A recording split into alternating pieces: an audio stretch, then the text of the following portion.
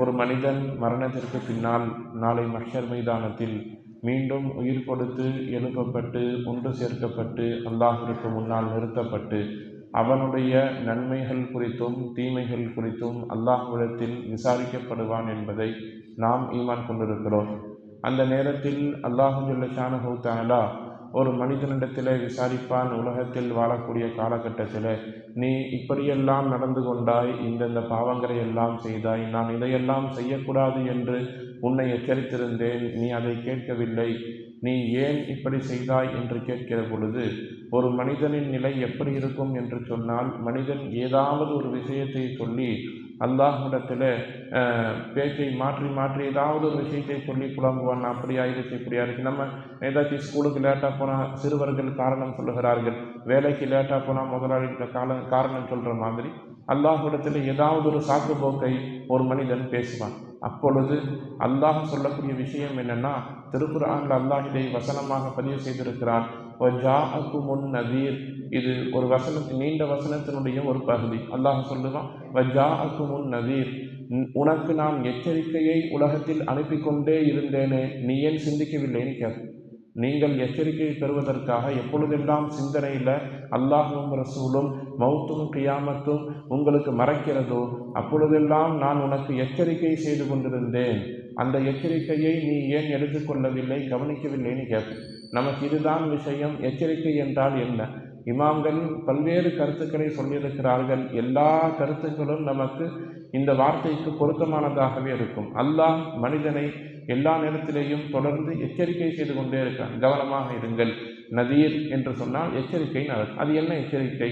இமாம்கள் சொல்லக்கூடிய கருத்தில் பெரும்பாலும் கருத்து என்னன்னு சொல்லி சொன்னால், அல் குர்ஆன் உங்களுக்கான எச்சரிக்கை. அல்லாஹுடைய அந்த வாசகம் கலாம் உங்களுக்கு மத்தியில் இருந்து அல்லாஹ் நாளைக்கு மறுமையில் என்ன செய்வான், ஏது செய்வான், நீங்கள் எதை செய்யணும் செய்யக்கூடாது என்று வாழ்வியல் வழிகாட்டியாக கூட இருந்து எச்சரிக்கை செய்து கொண்டே இருக்கக்கூடிய அம்சத்திலே முதல் அம்சம் அல் குர்ஆனும் அந்த குர்ஆன் தாங்கி இருக்கக்கூடிய கருத்துக்களும். நாம் என்ன நினைக்கிறோம்னா, வெறுமனே குர்ஆனை மட்டுமே நாம் ஓதுவதோ அல்லது குர்ஆனில் விலை உயர்ந்ததை வாங்கி வீட்டினுடைய அலமாரிகளில் அடுக்கி வைப்பதையோ பெருமையாகவும் அதற்கு தரக்கூடிய கண்ணியமாகவும் கருதி இருக்கிறோம். யாருக்காச்சும் குர்ஆன் இல்லாட்டி உடனே நாம் குர்ஆனை வாங்கி கொடுத்தோம் என்று சொன்னால் அது ஒரு பெரிய நன்மையான காரியமாக நாம் நினைக்கிறோம். அதுவல்ல, அந்த குர்ஆன் தாங்கி இருக்கக்கூடிய சிந்தனைகள், கருத்துக்கள், அது நம்முடைய வாழ்வியல் எச்சரிக்கை. எப்பொழுதெல்லாம் நாம் வழிகிட்டு போகிறோமோ, தடம் மாறி போகிறோமோ, உறவுகளை முறிக்கிறோமோ, மக்களை ஏமாற்றுகிறோமோ, பொய் சொல்லுகிறோமோ, புறம் பேசுகிறோமோ, அப்பொழுதெல்லாம் அங்கே இன்று குர்ஆனுடைய வசனங்கள் உங்களுக்கு எச்சரிக்கை செய்யும்.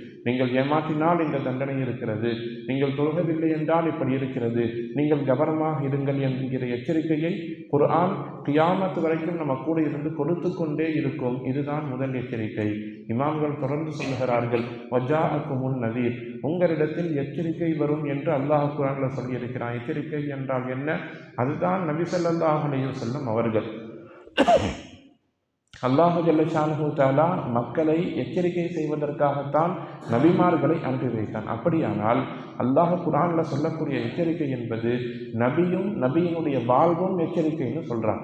ரசூலுல்லாஹி ஸல்லல்லாஹு அலைஹி வஸல்லம் அவர்கள் மக்களை எச்சரிக்கை செய்வதற்காக வந்தார்கள், இருந்தார்கள், சென்று விட்டார்கள். ஆனால் அவருடைய வாழ்வியல் ஹதீஸின் மூலம் நமக்கு தொடர்ந்து சொல்லப்பட்டு வருகிறது. அப்படியானால் ஹதீஸும் நபி ஸல்லல்லாஹு அலைஹி வஸல்லம் அவர்களுடைய வாழ்வியலும் நமக்கு தரப்படக்கூடிய தொடர்ந்து ஒரு எச்சரிக்கையான ஒரு விஷயமாக இருக்கிறது. நாம் ஏதாச்சும் ஒரு இடத்துல தவறு செய்கின்ற பொழுது நபியினுடைய காலத்தில் இது எப்படி இருந்தது, நபி ஸல்லல்லாஹு அலைஹி வஸல்லம் இது சார்ந்து என்ன சொல்லியிருக்கிறார்கள் என்கிற செய்தியை பார்த்து நம்மை நாம் சரி செய்து கொள்ள வேண்டும். இதுதான் அல்லாஹ் தரக்கூடிய எச்சரிக்கை என்று ஒரு சில இமாம்கள் நமக்கு சொல்லித் தருகிறார்கள். இதே போல மவுத்து ஒரு பெரும் எச்சரிக்கை ஒரு மனிதனுக்கு. எல்லா நேரத்திலேயுமே மவுத்து ஒரு பெரும் எச்சரிக்கை. எப்படின்னு சொல்லி சொன்னால், நாம் இந்த உலகத்தில் ஒருபோதும் நிரந்தரமாக இருந்துவிடக்கூடியவர்கள் அல்ல என்பதை நம்மை சுற்றி நடக்கக்கூடிய மரணங்கள் நமக்கு எல்லா நேரத்திலேயும் உணர்த்தி கொண்டே இருக்கிறது. சின்ன குழந்தையாக இருந்தாலும் மௌத்தவர்களை பிடித்துக் கொள்ளுகிறது. திடகாத்திரமான வாலிபர்கள் மரணம் வருகிறது. ஒரு சின்ன வியாதி கூட இல்லை, சுகர் இல்லை, கொலஸ்ட்ரால் இல்லை, எந்த விதமான காய்ச்சல் கூட வந்ததில்லை, திடீர்னு பார்த்தா மவுத்து. அந்த மரணம் நமக்கு சொல்லக்கூடிய செய்தி, இந்த உலகத்தில் யாரும் எந்த நேரத்திலேயும் நிரந்தரமாக இருந்து விடுவது இல்லை என்பதை எச்சரிக்கையாக நமக்கு சொல்லுங்கள். மரணம் ஒரு பெரும் எச்சரிக்கை. ஒரு காலம் இருந்தது, நாம் சொல்லுவோம், நான் போன மாதம் ஒரு கல்யாணத்துக்கு போயிட்டு வந்தேன், அப்பொழுது அவரை நான் பார்த்தேன், அவர் நல்லா இருந்தார், இப்போ மௌத்தா போயிட்டாரான்னு கேட்பான். இப்போ எப்படி ஆயிடுச்சுன்னா, நேற்று பார்த்தேன் நன்றாக இருந்தார்னு சொல்கிறதை விட ஒரு நிமிஷத்திற்கு முன்னால் பார்த்தேன் நன்றாக இருந்தால் இப்பொழுது மரணம்னு சொல்கிற அளவில் தான் மௌத்து ஒரு மனிதனை நெருங்கி இருக்கிறது. நைட்டு 10 மணிக்கு பார்த்தேன், நான் பேசிட்டு தான் போய் படுத்து தூங்கினேன், காலையில் பார்த்தா மரணத்தின் செய்தி சொல்லப்படுகிறது என்று சொன்னேன். இப்போ தான் வீட்டுக்கு உள்ளே போகும்பொழுது பேசிட்டு போனார், உள்ளே போனவொன்னே மௌத்து, ஒரு 5 நிமிஷம் கூட இல்லைன்னு சொல்கிறாங்க. அந்த அளவிற்கு மரணம் நம்மை நெருங்கி வரக்கூடிய நிறைய செய்திகளை நாம் கேள்விப்பட்டோம். ரொம்ப தூர தொலைவில் நடக்கிற விஷயம் என்ற நம்மை சுற்றி அன்றாடம் நடக்கக்கூடிய இதைத்தான் அல்லாஹ் குர்ஆனில் சொல்லக்கூடிய எச்சரிக்கை என்று ஒரு சில இமாம்கள் சொல்லித் தருகிறார்கள். அதே போல ஒரு மனிதனுக்கு ஏற்படக்கூடிய நரை அவனுக்கான மரணத்தின் தூதுவன் என்று ஹதீஸ்களில் பதிவு செய்யப்பட்டிருக்கிறது. ஒருவர் திடகாத்திரமான வாலிபராக இருக்கக்கூடிய சமயத்தில் தாடிகள் கருத்திருக்கும், முடி கருத்திருக்கும், உடலுடைய ரோமங்கள் எல்லாம் கருப்பாக இருக்கும், கம்பீரமாக இருப்பார். ஒரு 40 தாண்டுகின்ற பொழுது லேசாக நரை ஆரம்பிக்கும். அந்த நரையை மௌத்துக்கான தூதுவன், ஒரு மனிதனுக்கு நரை வருகிறதுன்னு சொன்னால் தன்னுடைய அமல்களை அவர் சரி செய்து கொள்ள வேண்டும் என்று கருத்து சொல்லக்கூடிய அறிஞர்கள் இருக்கிறார்கள். ஒரு மனிதனுடைய நரை அவனுடைய மரணத்திற்கான தூதுவன். அதே போல நோய் நொடிகள் ஒரு மனிதனுடைய எச்சரிக்கை மணியாக வாழ்க்கையின் எல்லா நேரத்திலேயும் இருக்கிறது. நோய் நொடி நல்லா இருக்கிற வரைக்கும் நமக்கு அல்லாஹ்வுடைய சிந்தனையோ ரசூலுடைய சிந்தனையோ வருவதில்லை. ஆனால் ஒரு சில நேரங்களில் நமக்கு ஒரு சில நோய்கள் வரும், மௌத்து வரைக்கும் கொண்டுட்டு போயிடும். சுயநினைவு இருக்காது, படுத்த படுக்கையாக இருப்பார், 1 வாரம் 1 மாதம் 2 மாதம் படுக்கையில் படுக்கையாக இருப்பார். ரொம்ப கஷ்டப்பட்டு போராடி கடைசி கட்டம் வரைக்கும் போயிட்டு மீண்டும் திரும்ப வருவார். ஆனால் அவர் அதை ஒரு எச்சரிக்கையாக எடுத்துக்கொள்ளாமல் அந்த நோய் நொடிக்கு முன்பதாக எப்படி இருந்தாரோ அதே மாதிரி தொடர்ந்து தன்னுடைய பயணத்தை மேற்கொண்டிருப்பார்.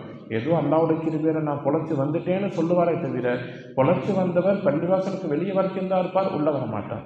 இந்த நோய் நொடி நமக்கு வந்தால் நாம் எப்படி இருப்போம் என்பதை யோசிக்க வேண்டும்.